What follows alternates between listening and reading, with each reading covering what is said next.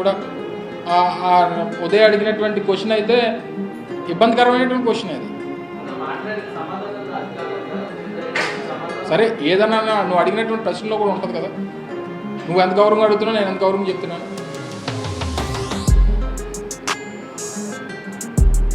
అందులోని ఇంట్లోని ఎవరు వ్యక్తిగత